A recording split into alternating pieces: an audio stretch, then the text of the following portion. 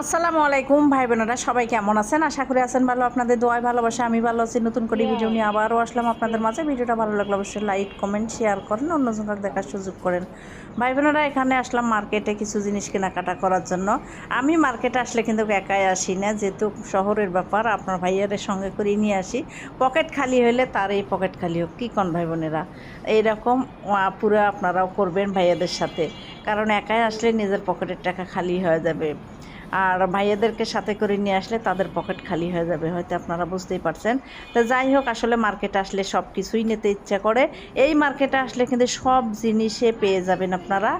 এই সব মার্কেটে আসলে আসলে আমার কাছে এইসব মার্কেট অনেক ভালো লাগে।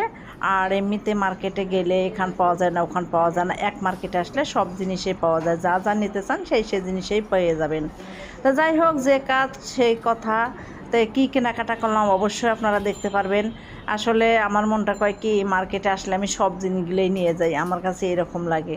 আসলে নতুন নতুন জিনিস আসলে কিছুদিন ব্যবহার করলে আর ভালো লাগে না। আর একটা কথা কি ভাই বোনেরা, আমার কাছে প্লাস্টিকের জিনিস, মাটির জিনিস, কাছের জিনিস আমার কাছে অতি সহজে নষ্ট হয় না। জিনিসটা ক্ষয় লাগবে, তারপরেও আমার কাছে জিনিসটা নষ্ট হয় না। কত মানুষের হাত ভালো না, হাতে নিতে নিতে একটা জিনিস ভেঙে ফেলায়, অনেক মানুষ আছে এরকম। কিন্তু এইসব মানুষও আমার ভালো লাগে না। তাকে মনে কয় কি, মাছ ভাজার মতন কটকট করে বাইজা গিলি খায় ফেলে, এইরকম লাগে। কেন জিনিসপত্র নষ্ট হবে, কি কারণে? দরকার হয় জিনিসপত্র ক্ষয় লাগবে, তারপরে জিনিসপত্র নষ্ট হবে না।